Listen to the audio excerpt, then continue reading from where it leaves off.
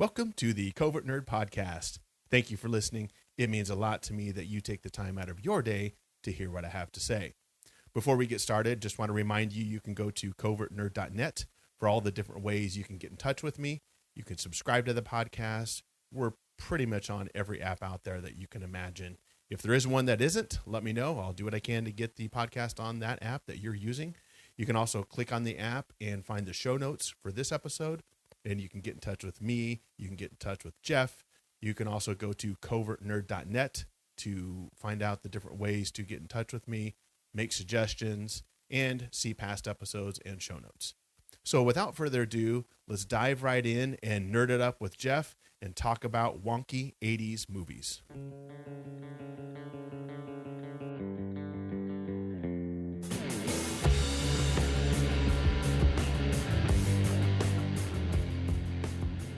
We are back finally. It's been a while since Jeff's been on, but we are going to dive into some more 80s nostalgia with Jeff from the Make Eternia Great Again podcast. Jeff, it's been way too long.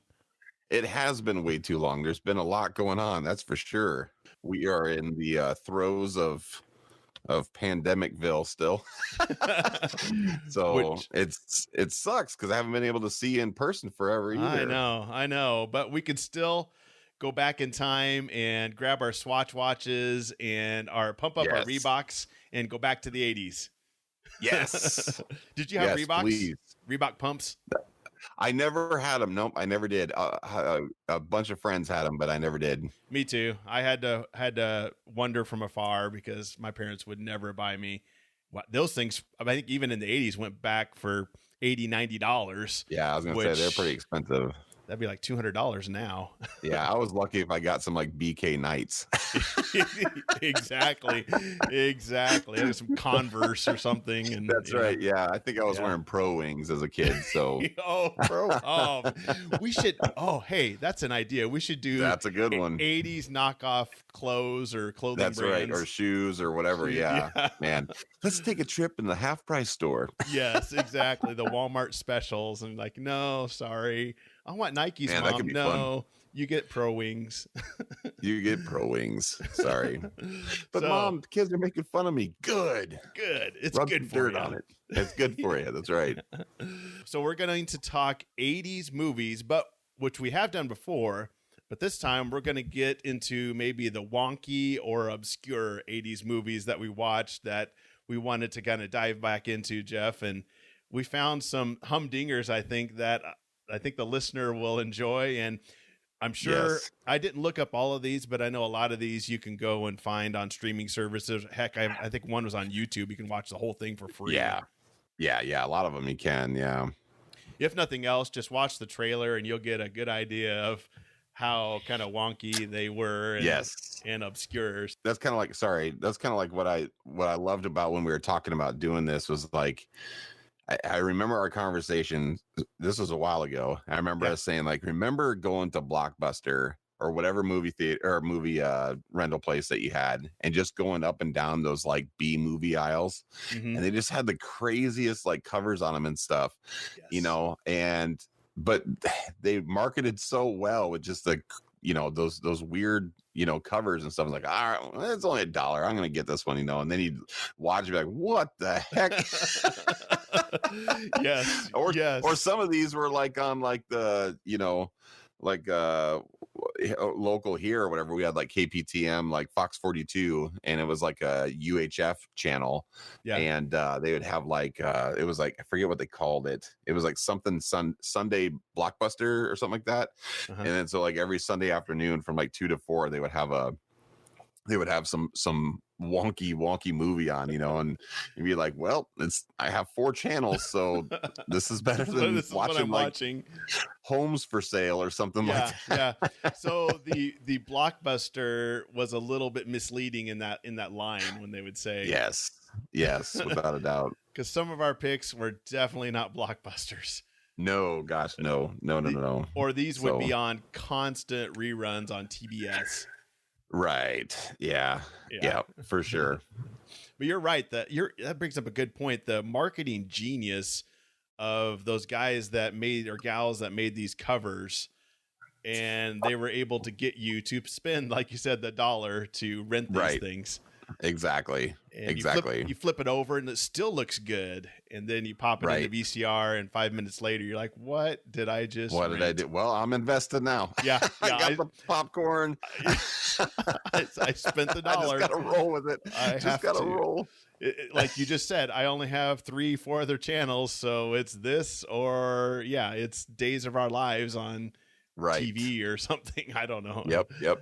For sure. Yep. Let's dive right in and get into the weird and obscure wonky movies of the 80s. My first pick is Fortress from 1985, which is an Australian movie.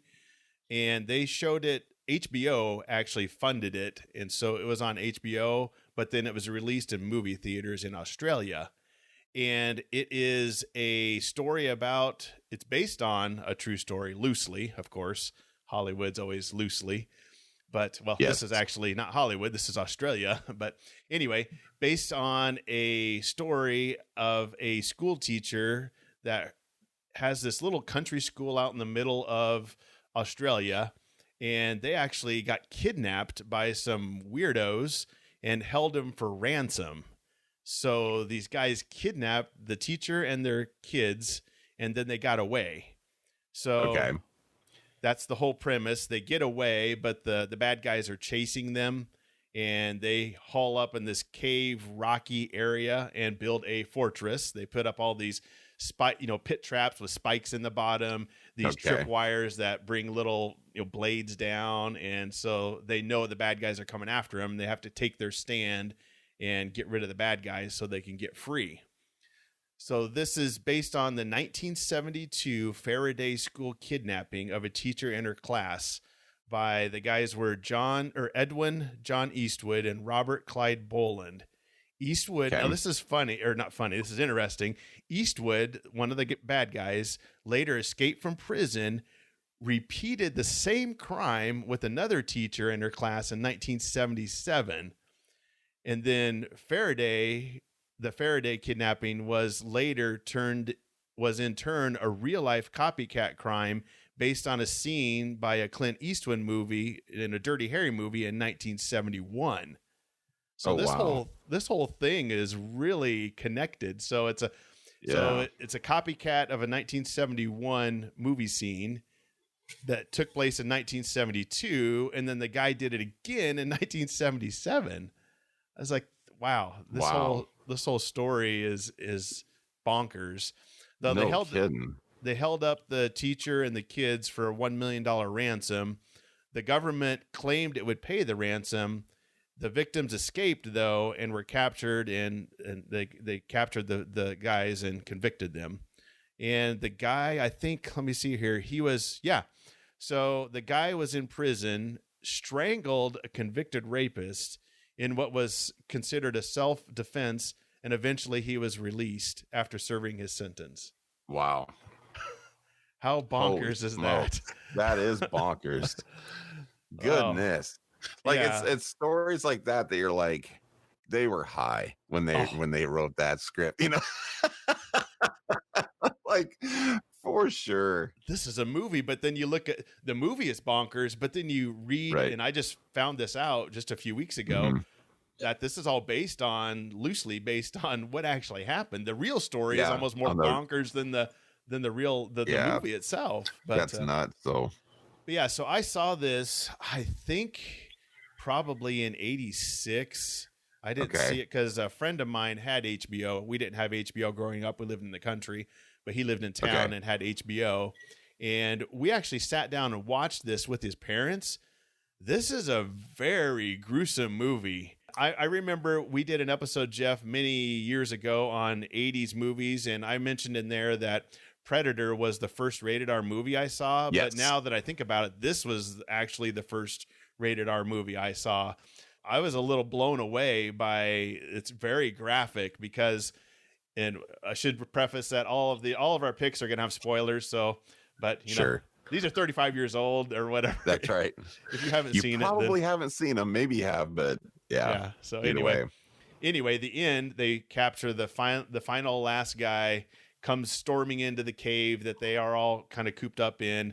and they surround him, and they just start beating him with sticks and start stabbing him and impaling him with these sharp sticks. And it doesn't show it, but just shows the guy's face, and you can see the blood just kind of spurting all over his face. Oh man. And Holy then smokes. So then they progress about a week or so later, after they're all back to school and some things are back to normal, and they talk to the cops, and they make up a story that he was actually mangled by animals, not by people. And they're saying, well, the knife wounds don't look right. And she's just like, nope, that's what happened. And then it just kind of fades away, and you pan over to how classrooms have science areas that have stuff in formaldehyde and frogs and formaldehyde. Yeah. Well, it pans over to the shelf to this heart in a jar of formaldehyde, and you hear the thumping sound of a heart, and then it just dissolves away. So they're implying that they took the guy's heart and put it in formaldehyde and took it to school. Oh, man. Dude, that's dark, man. I know, and I'm sitting here watching this. I'm probably 11 or 12. A friend of mine was a year younger than me, and we're watching this with his parents. Jeez, and this is based off of a true story. Yes, and they have these masks, crazy. And I'll put the link in the show notes to some of these pictures. Okay. But you can see all the villains have these animal masks, and they never show them without their masks until the very end.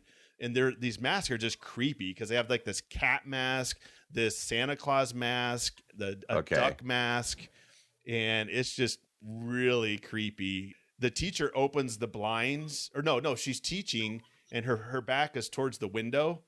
And then all the kids, you can see their eyes get really wide. And there's this guy with this cat mask right outside the window with a gun in his hand. Yikes. Jeez. The cinematography was actually pretty good. When I was rewatching it, they kind of hold the camera like when the guys are chasing the teacher and the kids through the bush. It's kind of at knee level. So the brush is hitting the camera in the lens, and it really follows, kind of jerky up and down thing. And so I thought that was kind of a cool way to get you involved in the chase, but it's brutal. Man, so basically it was a wonky movie written off of a true story that was done pretty well from what it sounds like. Yeah. So how well was it received? I mean, did you say this was a TV movie? HBO, yeah, this was just like it was on HBO in November 24th, 1985. And it was released in Australia in June of 86. But I was reading up on it. They played it a lot on HBO for 4 or 5 years. And it just stuck out to me because I was watching at such a young age, for one thing. Right. And I'm just like, whoa, this is really dark for 11-year-old Lee. Yeah. Well, that's what we talked about back in the day. It was like, dude, we saw so many movies that I'm like, how did our parents be like okay with it? Funny story. We were watching I think it's on Hulu. They have Golden Girls, the TV show. Oh yeah. And we were watching. I was like, wow, this has some kind of adult themes. Yeah. Well, that's the thing. And as a kid, I watched it a lot because it was just on TV or whatever. Yeah. I wasn't like a fan of it, but it was like, you thought, oh, this is boring. But then you watch it as an adult and you're going, whoa, there's a lot here. Yeah. It's a little, it's kind of risque. Right. Well, it's kind of the same thing with Cheers. I mean, even as a kid, I kind of understood that Cheers was, like you said, a little risque or whatever, it was a little blue at times and stuff. But you watch it as an adult, it's like, holy smokes, they went there, but these movies though, like that's what stuck out to me. It was just, it was my first truly rated R movie, and I'm sitting here watching it with his parents, and like, wow, they're letting us watch this, And the funny thing was that he was the son of a pastor at our church. No kidding. He was, and so I'm just like, we really shouldn't be probably watching this, should we? Oh man, that's so funny. Yeah, I'll post some of the pictures. It's those masks are very creepy, and you can find it. I saw it on on YouTube. You can watch the whole thing on YouTube.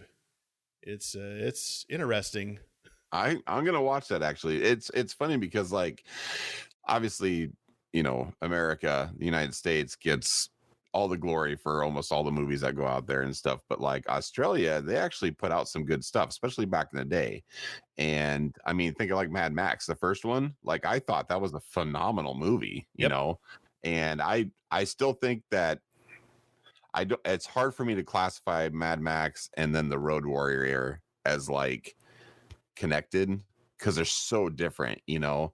And I love them both the same, but it's like if somebody said which one do you like better, you know, I'd have to probably say the Road Warrior. But I think that the first movie has so much more depth and so much more of a plot to it, and it's just so well written, you know. It's so deep, but it's hard not to love the Road Warrior, though, you know. Oh yeah, you're right.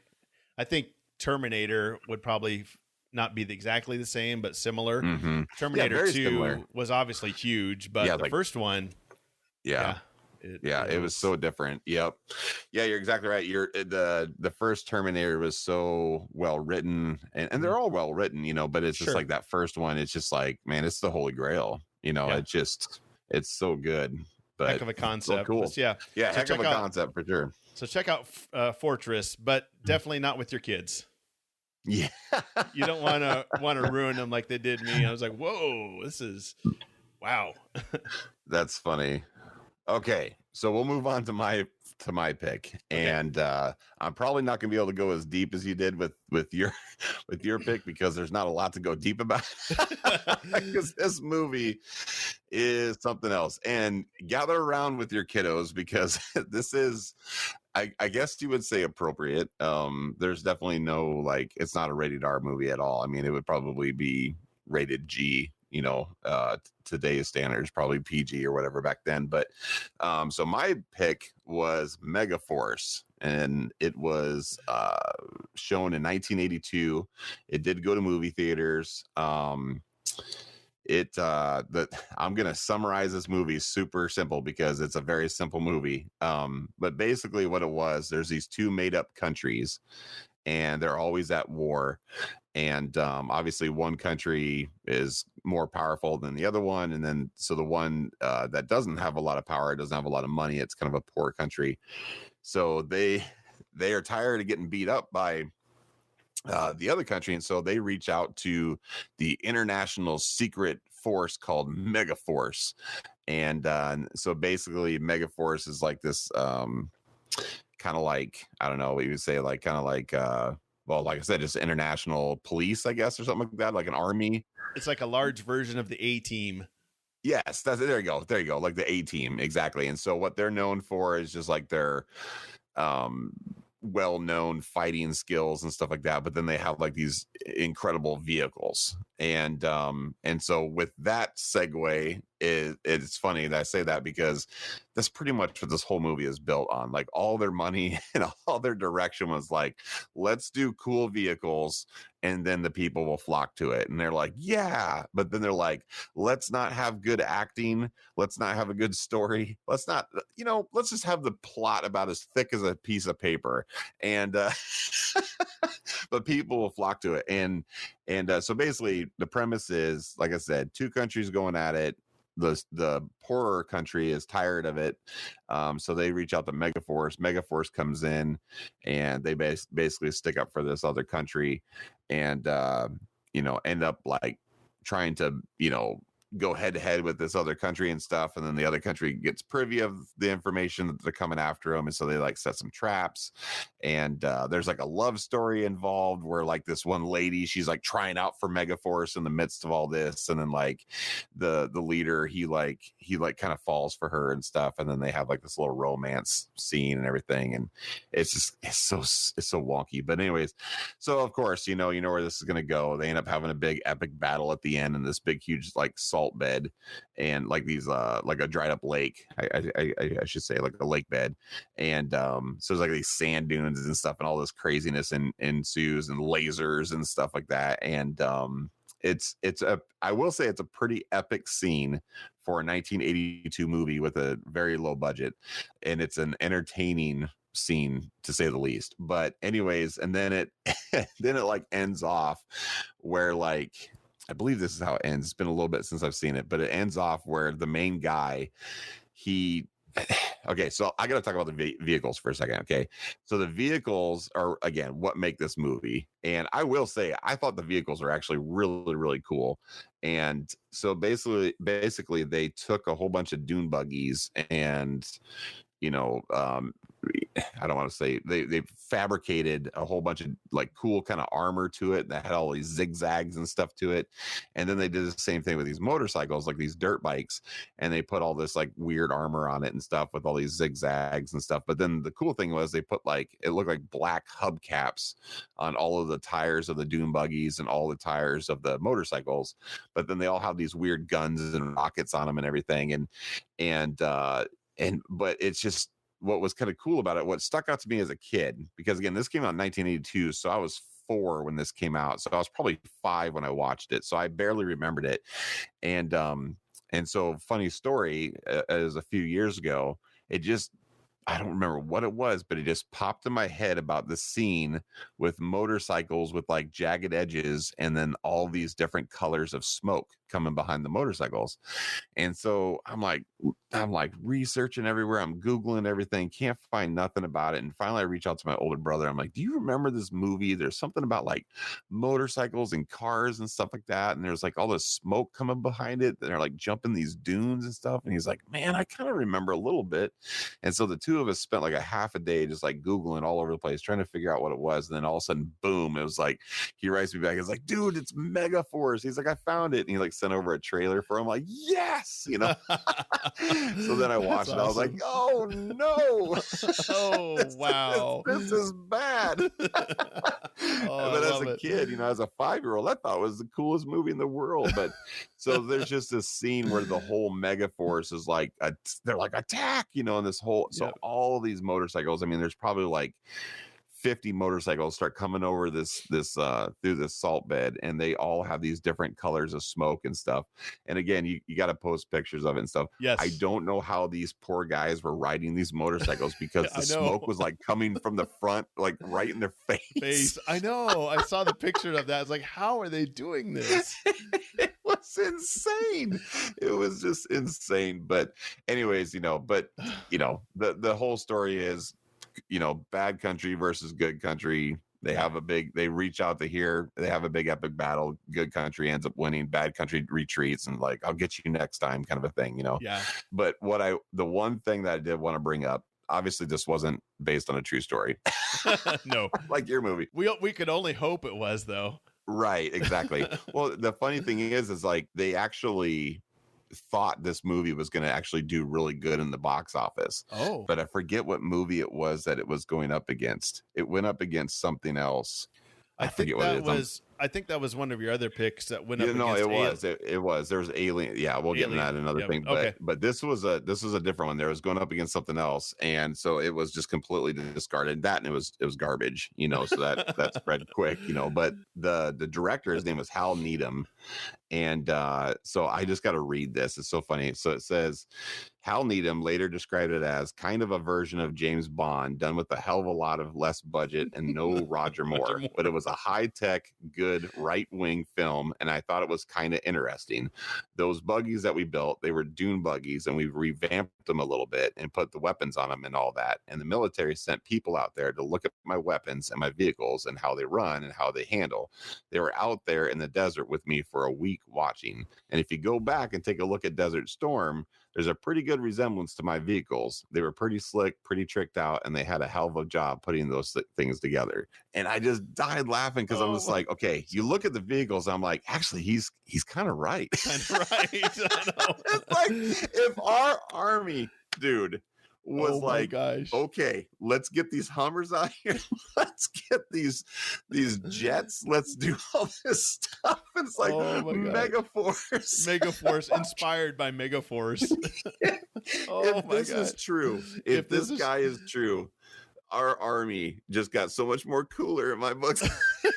You're exactly right. Can you see? You know, they're like, Like blow the red smoke. You can see Norman Schwarzkopf saying, "You know what that dune buggy needs? It needs some rockets on the top. That's some what rockets it needs. And some blue smoke behind it." Yeah. Oh man. What was the purpose of the smoke behind the motorcycles? Do you remember? Because it looked cool. Oh, okay. So that was it. No, I think it was like this. I think it was like a rocket booster. I think if I remember, okay. It just made it go faster or something like that. But you're right. It just looks cooler.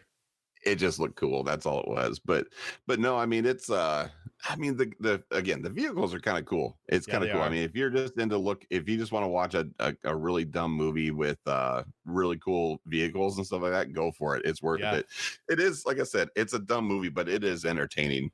Yeah. And it's not entertaining like, oh man, this is such a great movie. It's entertaining because you're just like, you're watching it and it's like, I've seen high school plays with better acting. Like there's this one scene, you might have looked at it because you said you watched a couple things. Yeah. There's this one scene where the main guy, he is, see, all the motorcycles just are motorcycles that look awesome, right? And they got the smoke. Yeah. And so his deal was like, I think he created it himself. He created a motorcycle that he wanted a motorcycle to fly. And so he ends up like, without giving it a test run, he's got it out there and stuff, and then he ends up like they all take off without him and stuff in this plane, and they got the belly of the plane open up in the back, and he's riding on his motorcycle, and then he like lowers these wings on it all dramatically and stuff, and it takes off into the air, and there's like all of his buddies are on the back of the plane, they're all like cheering him on and stuff. But it's the most like creepiest cheering I've ever seen in my life. I think I've seen that scene, but I thought maybe it was in Delta Force. But now I think about it, that was Mega Force. They're all like, yeah. They're like, you can do it, but it was so cheesy bad. And so bad. It was like, that's awesome. I mean, I can just imagine the director being like, okay, act really, really excited. And he's like, just probably, now act more excited. Like, yeah, he can do it. Yeah. It's like, you don't have to direct the person to be excited. Like, I think it was overacted and over-directed in that scene. But that scene to me where that motorcycle's taken up and they're all cheering him on and stuff. Oh my gosh, that made the movie. That's it for me. So you can Google if you don't want to watch the movie, just at least Google that scene, that Mega Force scene, and it'll make your year. I promise. Mic drop. My work is done here. That's right. You know what, Jeff? That's exactly right. What you need to do is get some of those hubcaps and put them on your van. Oh, dude, don't even get me started. You want to? That's actually not a bad idea. Well, the funny thing is, my van actually has tires that are kind of like that. I got some big old knobby tires on our van. Oh, that's funny. Do you think that's a subconscious nod back to 1982? It might have been. I didn't even realize I did it. And I was like, I got to have those tires. I got to have I'll just get some. I don't even think they make hubcaps like that. So I'll have to get some like, what do they call those snow sleds or whatever, like the disc sleds, and just like tape them to them. Yeah, that's all it is. I bet you. Rockets. That's right, and smoke coming out. Oh man, that'd be great. Mess with your wife and say, "Hey, look at this new car I want to get," and it's a Mega Force dune buggy. Oh, I should. Or a motorcycle. One of those motorcycles. You could probably, as bad as they look, you could probably 3D print the stuff for the motorcycle and put it on your motorcycle. Put it on a motorcycle. Yeah, totally. Yeah, it's just all plastic stuff on it. So I want to see you drive that motorcycle and have all the smoke come out and drive down your street like that. Right. Yeah. See, that'd be great. Watch the neighbors freaking out. Yeah, because I remember when I was a little bit older as a child, as a kid, I was almost teenage, probably 9 or 10, something like that. And there was a kid in my class, and he had a BMX bike. And it was like a street BMX bike or whatever, you know, so it didn't have like the knobby tires, it had like the slick tires on it and stuff. And like, if you remember in the 80s, they all had like plastic, like the cool bikes, like they had like the plastic 5-star wheels on them, stuff like that. Yep. But this kid, it looked like white hubcaps on his tires. And I just thought that was the coolest thing I've ever seen in my life. And it was like a baby blue bike. And I think the wheels, were the tires were blue and then the hubcaps were white. Uh-huh. And I was like, man, and it always reminded me of that Mega Force movie. I was like, man, we got to get you some smoke, bro. Yeah, do you know how many, I wonder how many kids taped smoke balls to their bike and lit it and tried to drive right down the street with the smoke balls. They're all burning their backs. Oh man, because you know that happened. Oh, totally. Oh, totally. Yeah. All right. Well, that's fun. Well, switching from Megaforce, we're going to go to the jungle. And my next pick is Baby, Secret of the Lost Legend, which came out in 1985. So 1985 again. And this is about a paleontologist and her husband discover a mother baby or a set of babies, brontosauruses, in Africa. And they try to protect them from a group of hunters that want to. Of course, you have the good people on one side that are trying to save the dinosaur, and a group on the other that's trying to exploit the dinosaur and capture it and dissect it and study it. Sure. So that's the whole premise, is they're at the Ivory Coast and they see it, the dinosaur, and the bad guys see the dinosaur. They tranquilize it. Well, they kill there's a mother and a father and a baby, hence the name. They kill the father when they're trying to tranquilize the mother, and then they also capture the baby as well. The mother gets loose and the baby gets loose, and of course the mother kills the bad guy in the end, and the baby dinosaur and the mother dinosaur go off into the jungle, and the two good people say, we're just going to let them go. We just want this legend to live out there that there's this dinosaur still alive in Africa. Sure. And so it's not after watching it again, it's not the best movie in the world as far as acting and special effects. But what really caught my interest back then was the fact that this whole idea that there are still dinosaurs or ancient animals still out there. And at the same time that this came out, there was an article. It used to get these little, I don't know, magazines at school that Scholastic, I think, used to do them. I guess they were kind of a newsletter. I'm not really sure, but it had an article in there about a scientist that went to Congo because there was reports from the locals about a dinosaur type creature that was in the jungle. And it kind of told his story, how he went there, and of course he never found anything, but just some of the things that he would go to different tribes and they would describe the same type of animal at different tribes, and they found what they think of footprints and things like that. So anyway, that just sparked my interest. I didn't realize that at the time that, Japanese fishermen that caught not a skeleton, but a corpse of a plesiosaurus in their nets from 1931. We've probably seen that picture before. And that ancient fish, I think it's called the Colethicus, I haven't pronounced it, but a fish that they thought was extinct. And so anyway, that just really sparked my interest as an 11-year-old. I was like, holy cow, maybe there are dinosaurs still out there. I don't know. But I just really thought that was cool that today, or 1985, that there might be a dinosaur in Africa. So it was just really interesting. Yeah. And it starred William Catt, who is from The Greatest American Hero, if you remember. Oh, yes. Yep, totally. And Sean Young, the female in the movie, is from Blade Runner. She's also in Dune. Yes. She's also in Ace Ventura. I didn't realize that, but she's in that as well. So two big stars at the time. And she played the bad guy in Ace Ventura. Yes. Yep. Yeah, you're right. Yep. Or the bad girl, I should say. Bad girl, yeah. Sorry. Yep. And anyway, it just really sparked my interest. It didn't really do that well. I think it made $10 million, but it was more of a wonky movie just because the animatronics of the dinosaur were very low budget, and the special effects weren't that good. But it was just the interest that it sparked in me as far as, hey, maybe there are dinosaurs, maybe they're not. And you can go on YouTube now and see videos of, I'm doing air quotes here, of possible dinosaur sightings. So I'm kind of on the fence about it. One day I'm like, maybe there is. It's a big world out there. Maybe there are some creatures out in the ocean or in a jungle someplace that we thought was extinct, but it's still there. And then other days I'm like, this is just all fake. Sure. Yeah. Yeah. So anyway, so that was just a fun fun little movie that I actually got to go to in person. We didn't go to the movies very often, but that one, they let me go, and it is PG, so it's not, it's fine. It's not like my other pick where it's gruesome and bloody. Yes, no kidding. Yeah, that's a different dichotomy for sure. Yes. From one extreme to the other. Yeah, that was definitely a kid's movie. I remember seeing that. I don't remember the story again because that was so long ago for me as well. I probably saw that. Let's see, when did it come out? You said in 85.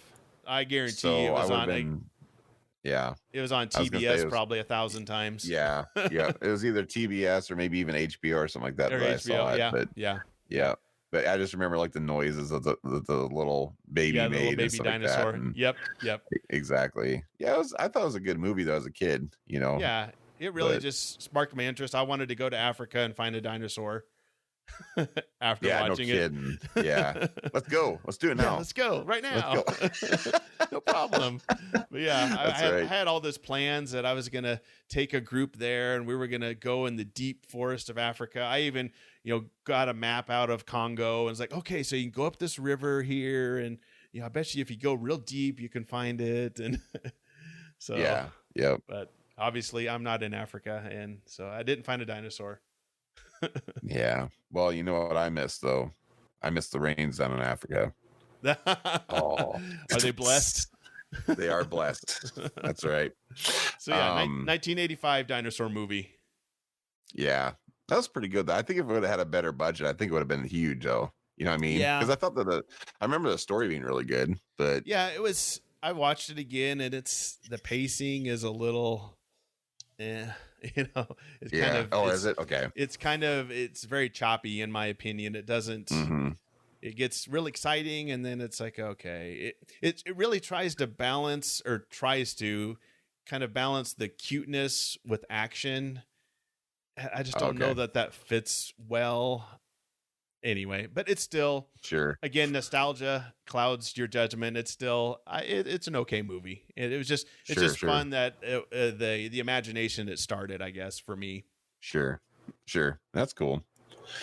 Yeah, what's your next one? All right, so I'm going to. I know we have a list here. I'm actually going to jump and come back to the one. So my third on my list. I'm actually going to say my second. This is one that probably a lot of people remember.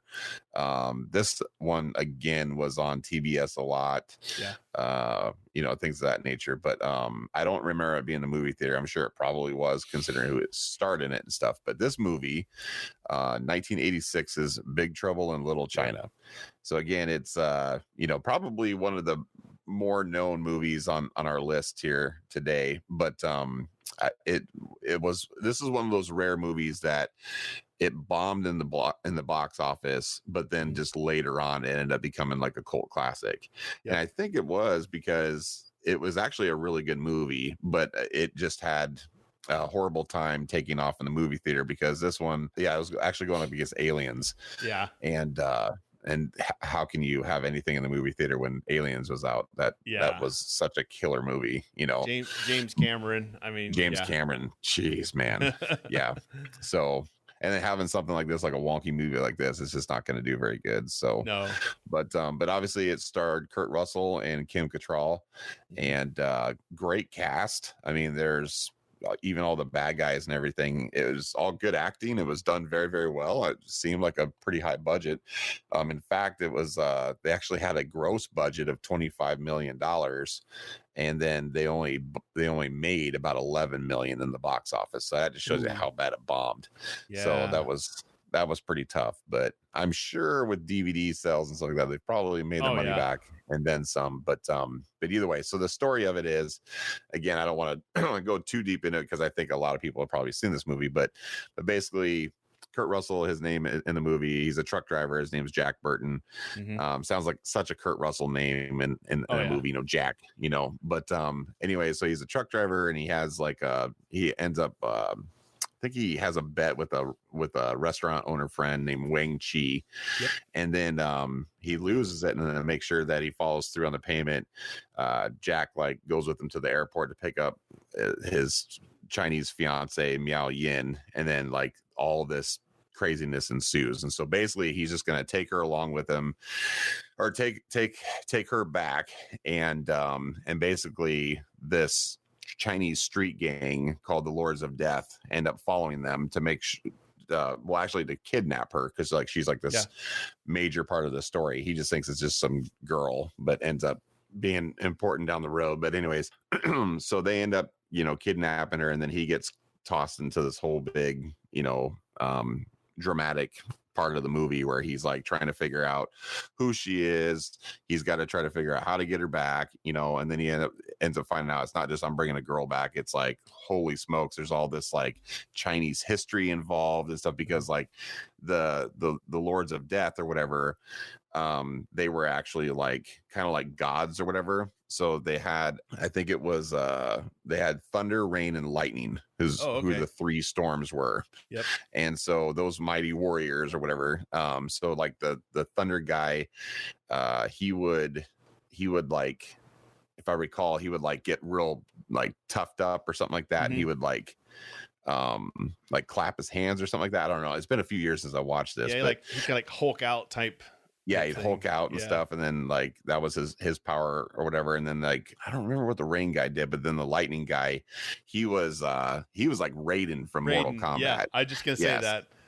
Exactly, and I think that's where they got that from, by the way, because he looked just like him and everything. Yeah. So it has the same hat and everything, and all the lightning coming out everywhere. But anyways, long story short, so he ends up finding her, and then she gets like stolen again by like this creature, and then they like go and try to find like the main guy, and there's this like old Chinese guy that they end up like threatening to kill and stuff. And then anyways, he ends up finding out that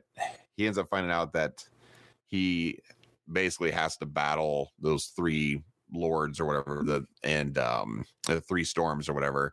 And because like in the midst of all that, he ends up losing his semi and stuff, and then it turns into, well, I don't even care about any of this anymore. I just want to go back. I just want to get in my truck, get out of here.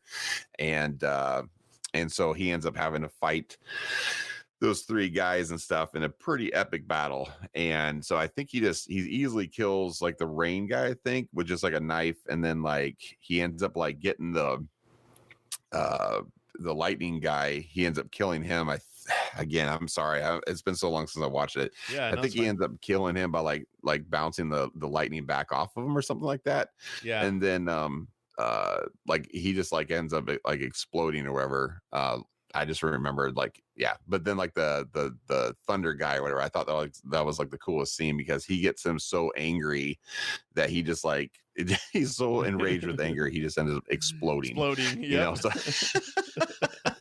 So but anyways, and then long story short, he ends up getting the girl, and then and then he gets the girl, we'll just say. So he doesn't bring her back like he was supposed to and all that other stuff. So but it kind of left off on the end of it, if I recall, like it was going to be like there might have been a part 2. Yes, because I think like the monster, it was kind of like a orangutan kind of looking thing or whatever. And they end up finding out that like they show like the end of the movie, they show like the monsters in this truck still as it's driving away. Yep. Yeah, exactly. So it looked like it was going to go into a part 2, but it just didn't. Obviously the movie didn't go anywhere, so what can you do? But it did really well, I think, on DVD, or not DVD sales, VHS sales and rentals. Yeah, it's a classic. Get the girl at the end, beat the bad guy. Yeah, totally. And then how can you go wrong with the Kurt Russell movie, though? I was just saying, he's awesome. He fit that part perfect. So whoever casted that was spot on. I mean, he played Jack Burton, the I don't give a crap type of guy. Right. He doesn't need the big gun. He's just gonna outwit him and outbeat him, and exactly. So the reason I said that this was a wonky movie to me was because to me it didn't make any sense. It doesn't. It's because it's like, okay, you have this American truck driver in China, and he's like wearing like Chinese like a tank top or whatever. It's so weird. It's like they're like blended like Chinese and American stuff all together, and there's so much there Yeah, but it's just like, what happened? How did you get here? You know? Yeah. One of these is not like the other, and it's That's Jack right. Burton doesn't belong here at all. Exactly. It's like, you could to have me, stuck Jackie Chan in there, and it would have made sense. That's what I'm saying. It felt like to me, that's what I always felt like. It felt like to me like they were gonna make a kung fu movie, and they were like, who can we get that's really, really big? You know, and they're like, oh man, well, we've already used the crap out of Jackie Chan. We've already used, you know, this guy. Well, let's use somebody American, and let's, you know, and then they just like kind of turn it into this or something like that. It's probably not how it was, but that's how it felt like to me. It was just like, well, let's just use Kurt Russell and slap him in here, and we'll rewrite the story a little bit so it makes sense. But it just didn't. It didn't make sense at all. But it's a good movie, though. It's a good movie, but I just thought it was just so wonky because it's like, how is there an American truck driver over in China? How did his Peterbilt get over there? You know, it's like, because he's like, it's my truck, you know, and he's like, he's so upset that it got stolen and everything. It's like, if you're just over there for work, you know, you're probably not that, you know, ticked off that your truck's stolen. It's like, whatever, I'll just go back to the States. You know, it's easier over there. I'm not dealing with dudes shooting lightning out of their hands, you know, but well, it was either way, John Carpenter that did it. John Carpenter, that's right. Yeah. So funny thing about that. So he had never done a blockbuster type movie before, and so he wasn't used to having, you know, all this budget stuff and having to deal with timelines and stuff like he was on that, and so, but he was like, I'm willing to dive into this and see if I can make it in the blockbuster type movies and stuff. And it bombed so bad. And then he just swore off doing blockbuster movies ever again. So from that point on, all he ever did was independent filming. So, and I thought that was great because you can definitely tell like this is his niche, you know, because he's so good at what he does and stuff. And he's just good at the independent films, you know, so. It was Jackie Chan. John Carpenter wanted Jackie Chan to play. See, there you go. Oh, to play Wang Chai. Okay, sorry. Oh, okay. Not Jack Burton. And then also, you were right.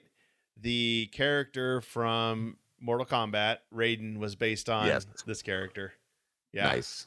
Nice. I think everybody kind of saw that though. And yeah, it's not that hard. And then David Lo Pan, who played the Thunder God, was inspiration for the evil sorcerer Shang Tsung. Oh, from Mortal Kombat. Okay, yeah. Okay. So same guy, yeah. So that makes sense. So two characters from Mortal Kombat are inspired from this movie. Right. So there you go. You're welcome, Mortal Kombat fans. That's right. You're welcome. That's right. Jack Burton is responsible for Mortal Kombat. There you go. There you go. Speaking of which, I should. This is kind of off subject or whatever, but have you seen on Netflix? There's a show on there now called High Score. Yes. Uh-huh. Oh man, that was video really, games. Really good. Yeah. About video games, really good. And they had a segment on there where they talk about. I forget. It wasn't just about Mortal Kombat. Maybe it was, but I know it was a big section of it that was talking about Mortal Kombat, and I thought it was really cool how, obviously, like I said, Raiden, came from that. But then I thought it was funny how, and I don't know if you knew this and if you saw this in the show, but they actually tried to get Jean-Claude Van Damme to be Johnny Cage in the video game. Okay. And I believe he was going to be himself. And so he was going to fight as himself in the video game, and he turned it down and said it was a stupid idea. So then they're like, okay, we're going to make fun of you in the video game. So then that's when they came up with Johnny Cage, and they made him like a movie star, like he's too cool for everybody, and like I'm hot stuff kind of a thing. So that's what so he's based off of Jean-Claude Van Damme. That's awesome. I thought that was kind of funny. So the whole Johnny Cage is just a mockery of Jean-Claude Van Damme. Exactly. I thought that was hilarious. I've only seen the first episode. I started watching it and I just didn't get to the rest of it. It's kind of how the toys made that made us, but for video games. Yes. Yep. Exactly. That's exactly what it is. Yep. Very good. Cool. Well, my last pick is, again, 1985. I don't know why I didn't plan this at all. But you didn't have anything going on in 85, huh? I must not have. I was a lonely 11-year-old. But that's right. But the thing is, most of these I didn't watch in 1985, and Better Off Dead is exactly that. I didn't discover this one until probably late 90s. It was... Oh, really? Yeah. But the funny thing is, I remember in junior high, so this would have been in 87-ish, 88, some of my friends were quoting from this movie, and then I watch it 10 years later, and I'm like, oh my gosh, that's what they were talking about. Really? Yeah. That's funny. So anyway, Better Off Dead is about a teenager, Lane Meyer, played by John Cusack, and has a crush on his girlfriend, Beth, and Beth dumps him for the team, or the team captain for the ski team in high school, which is bonkers, named Roy Stalin. So Lane Myers is depressed and decides to commit suicide. However, he gives up and tries to improve his skills as a skier and tries to impress Beth by skiing this big mountain. Meanwhile, his neighbor has an exchange student from France named Monique, who he falls in love with. And then finally at the end, he beats his nemesis, Roy Stalin, and rides off in his new Camaro, or his Camaro that he fixed up, with his girl. So it ends up being fine. So it's just hilarious movie that is so quotable. I don't know. Have you seen this one, Jeff? No, I've never seen that. I didn't even know this existed. There's so many quotes from this movie. I would say this is definitely top 5. I don't know if it's number 1. I would say maybe Spaceballs and Tommy Boy are probably number 1 and number 2, but this has to be maybe a number 3. It just has so many just funny one-liners in there. Okay. So the cast is John Cusack, who plays Lane Meyer, the main character. David Ogden Stiers is his dad, who's from MASH, if you remember him, kind of the bald-headed guy. Yep. Dan Schneider plays Ricky Smith, the awkward teenager across the street that has the French exchange student that he's in love with. He's from Head of the Class. He's Dennis Blunden from Head of the Class. And he also wrote Good Burger, Drake and Josh, and iCarly, and a bunch of other stuff for Nickelodeon back in the 90s and early 2000s. Curtis Armstrong, who's Booger from Revenge of the Nerds, Moonlighting, and he plays Charles DeMar, his best friend, who has probably one of the best lines in the movie. He says he's trying to talk to his friend Lane about how to impress girls, and Charles DeMar, his friend, says, "Lane, I've been going to this high school for 7.5 years. I'm no dummy." And it takes you a while to get it. Like, oh, he's been in high school for 7.5 years. It's just, that's funny. His friend is just so hilarious. But anyway, the funny thing is, the guy that wrote this and directed is named Savage Steve Holland. The movie is very autobiographical. He said his high school girlfriend dumped him for the captain of the ski team, and he got really depressed. And there's this constant character in there, the paper boy, that keeps coming to their house. You've probably heard this, $2. Anyway, he keeps coming to his house saying, "I need the $2 for what you owe for the newspaper." So he constantly shows up in the movie asking for his $2.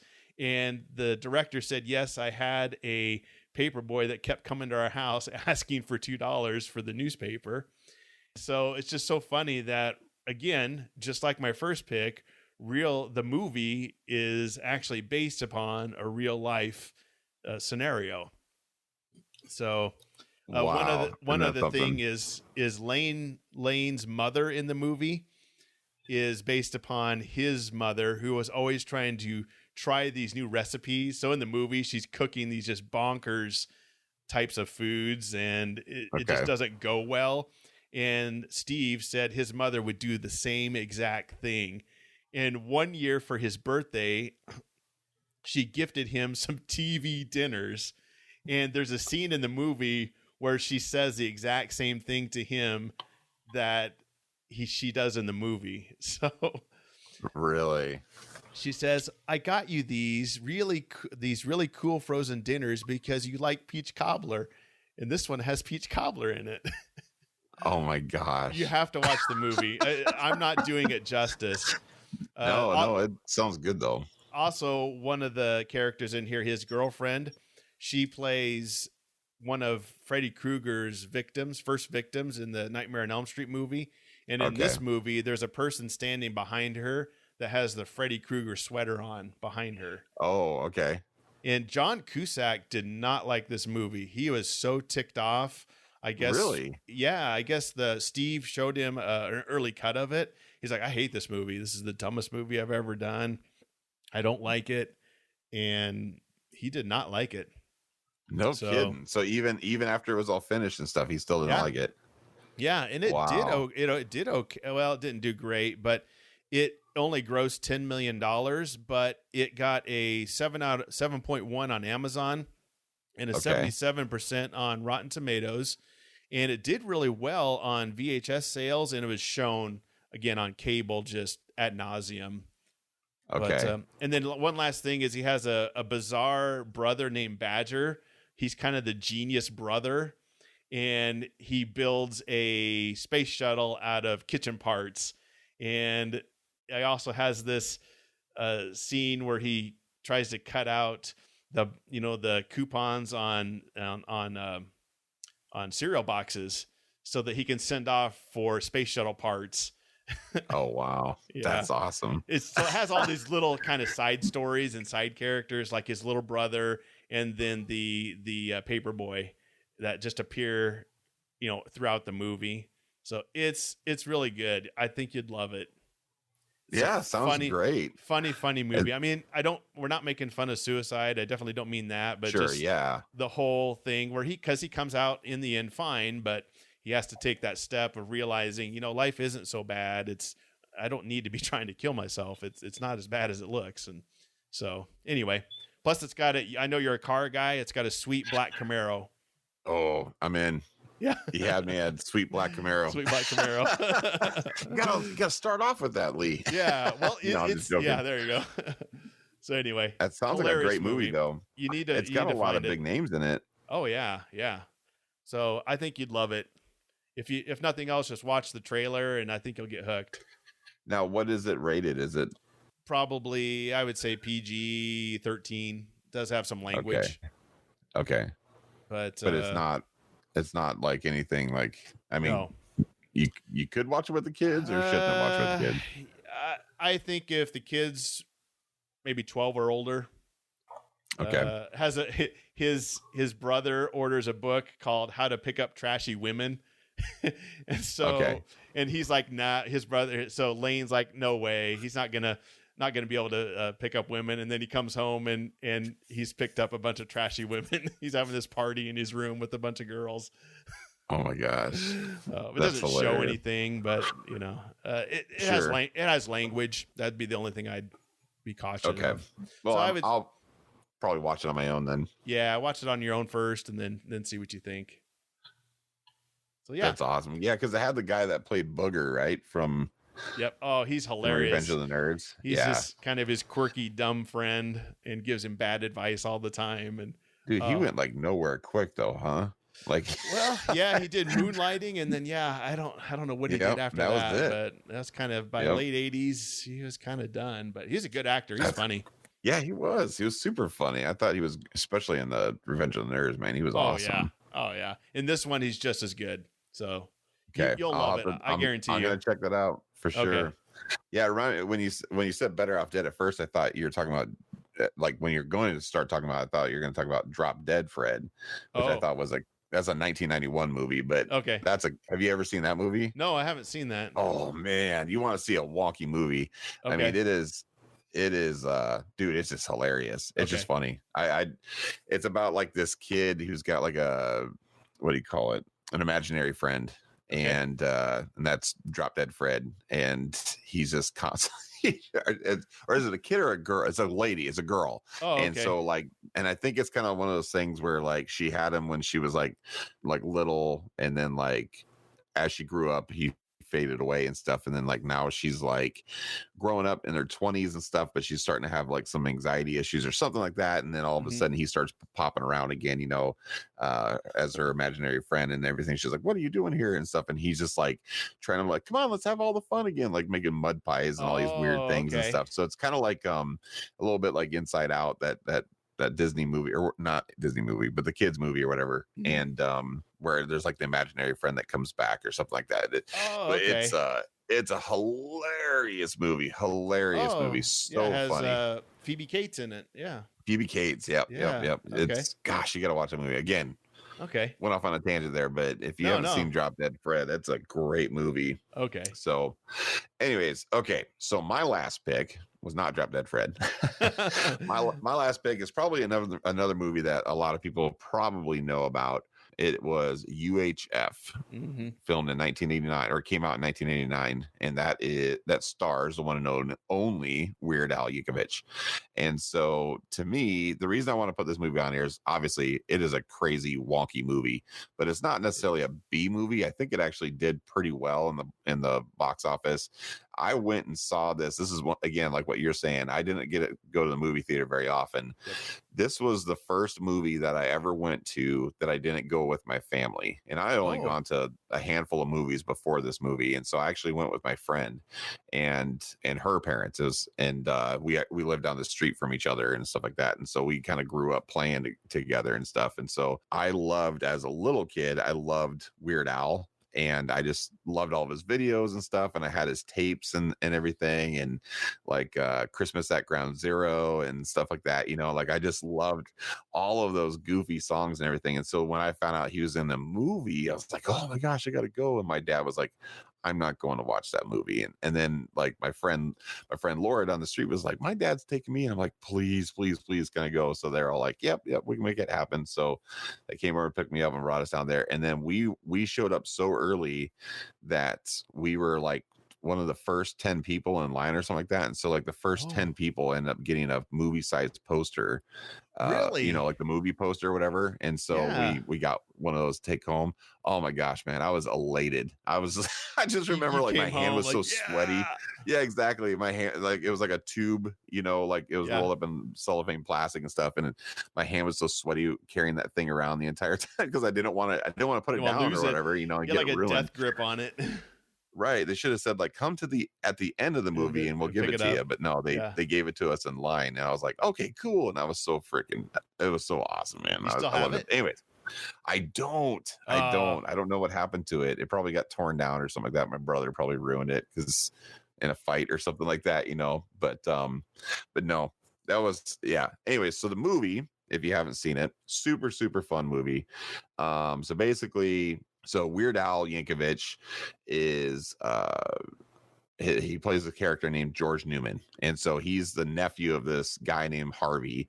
And so basically Harvey wins the deed to this UHF channel 62, and basically that channel is like in demise and it's failing and it's nobody's paying attention to it and it's near bankrupt. And so Harvey wins it in a poker game and he doesn't know what to do with it. So he's just like, well, here, George, you go run it, like I think he's like he deems him as pretty smart, and so he's like, here, you go take care of it. So he's like, okay, I don't know anything about this, but I'll do my best. So then him and his buddy Bob, they try to, get the ratings up and stuff. And it's just bombing because it's just a whole bunch of reruns and all this stuff. And again, they don't know what they're doing. So a package comes to them and it's, it's delivered to the wrong place. And so they end up taking it to the right place and it ends up going to a VHF station called Channel 8. And so he delivers it over to him and then brings it to the CEO.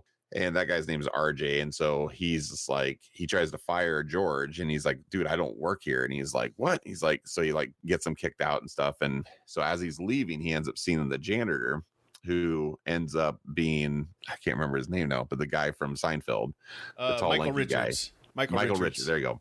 And so he ends up like, running into him and stuff. And then he's like, talks to him and he's basically, the janitor's like treated unfairly by RJ and stuff. And so he's like, you don't need to work here. He's like, how about you can work for me at Channel 62? And he's like, okay. So George and Bob, they start creating new programs to try to drive up the ratings and stuff. And so they create a new program called Uncle Nutsy's Clubhouse. And so it's like a live children's show, kind of like Bozo the Clown and stuff like that when we were kids, if you remember.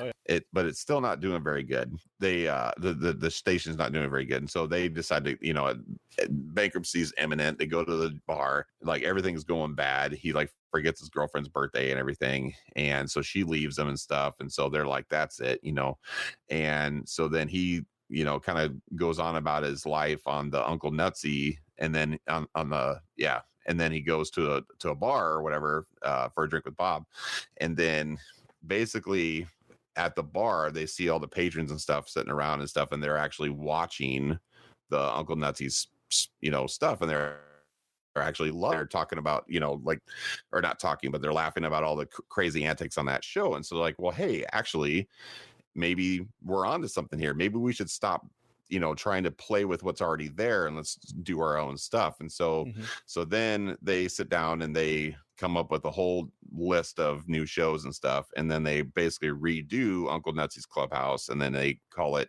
Stanley Spadowski's Clubhouse.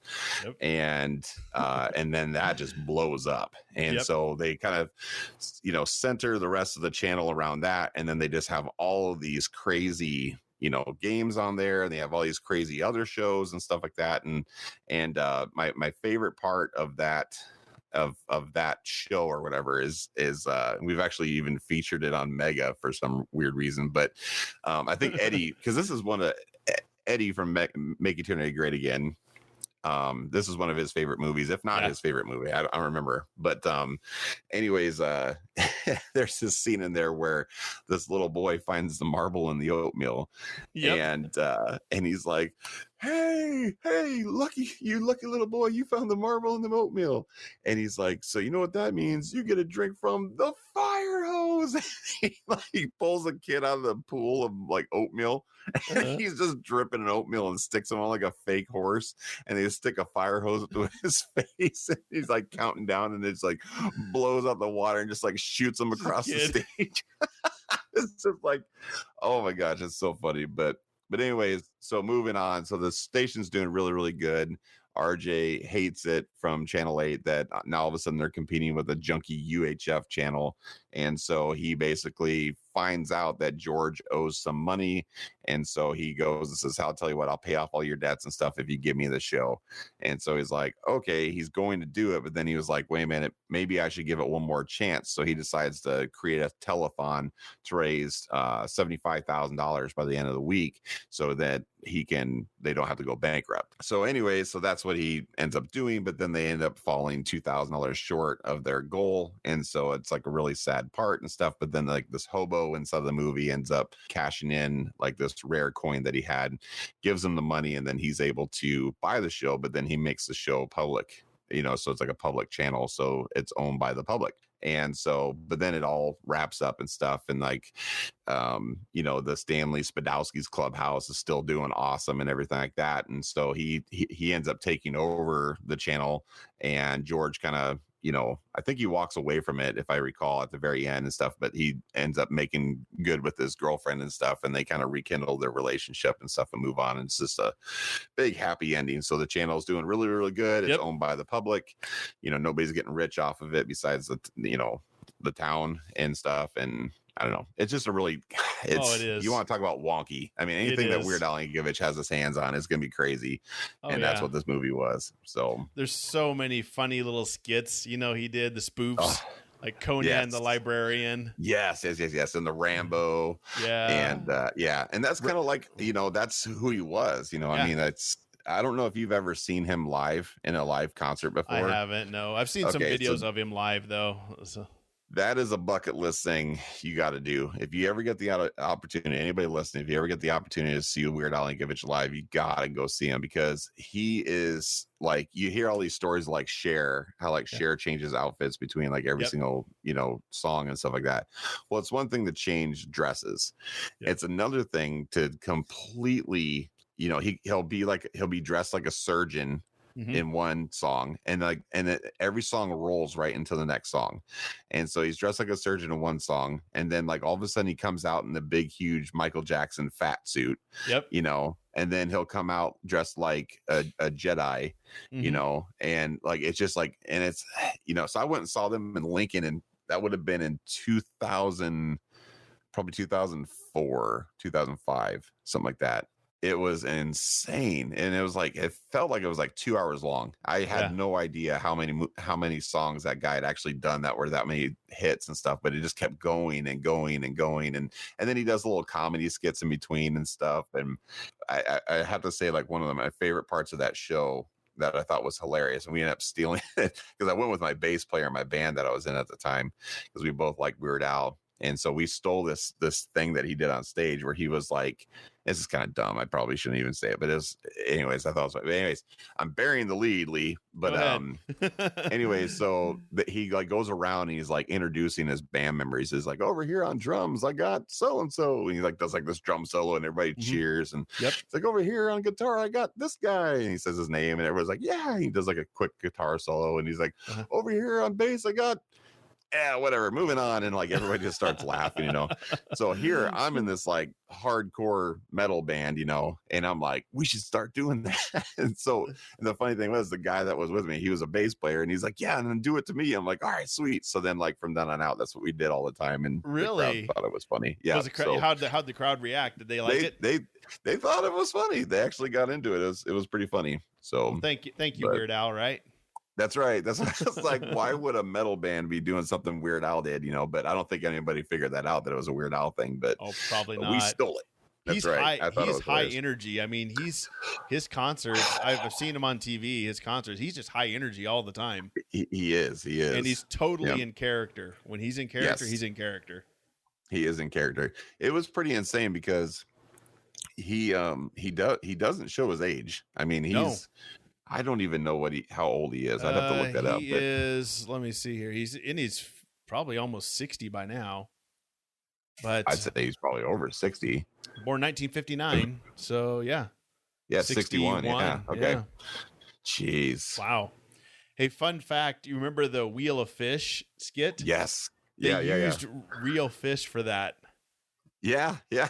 And they put him. So funny story. They got him at 6 a.m. and they didn't start filming that scene till 4:30 in the afternoon, and there was no air conditioning in the room. No, so that just had to be rank. Oh yeah, Weird Al said it was ripe, to say the least. Yeah, but yeah, that's a funny skit too. All those skits are just. This is another one that I think is one of the most quotable. I mean, Raoul's Wild Kingdom. You know, teaching dogs to fly.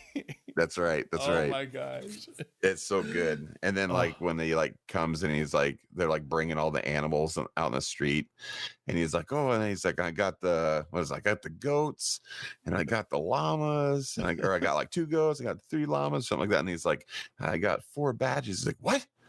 Badges? Yes. Badges? We don't need no sticking badges.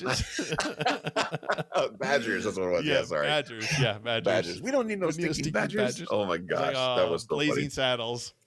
Yep, Blazing Saddles. That's right. Oh my gosh, that's a funny movie. Such a good movie. Yep, such a good movie. Well, these are we got a lot of funny movies to watch, because I need to watch Mega Force, which. Is it a comedy, or is it just so it's not bonkers? Meant to be. It's not meant to be at all. It's meant to be darn serious. So I need to watch Mega Force. Because like the director, he gets offended when people like make fun of it. He really loved that movie. So, but either way, anyways, gotta watch it. So for a good laugh, I need to watch Mega Force, and you need to watch Better Off Dead. Yes, for sure. Yep, I'm gonna put that down for sure. And then should we go through some honorable mentions? Yeah. There's sorry, I cut you off there, Lee. No. Let's see. Another one was Masters of the Universe, just because it's a hidden gem again, but I still kind of like it. How dare you say it's wonky? That's the greatest movie in the world. Greatest movie ever. It is a weird one. Another one would have been the Never-Ending Story. I don't think that one. I don't know what it did at the box office, but I think it definitely has a cult. Pretty well. It definitely has a cult classic. Yeah. Ferris Bueller's Day Off. That's just hilarious. Yeah. Poltergeist. That's a scary one, but love that movie, man. It was a great 80s. Movie. It's wonky. I mean, it's just bonkers, really, because it's just that scene with the tree outside the window. Oh my gosh, scared the crap out of you. Oh my gosh, dude, I had nightmares about that till I was like 30. I know. Just last night. Yeah, just last night. Oh my gosh. So so that not necessarily because it wasn't a blockbuster, just because it's just bizarre and bonkers. Right. Yeah. Yeah, so yeah, for sure. There's 3 of them.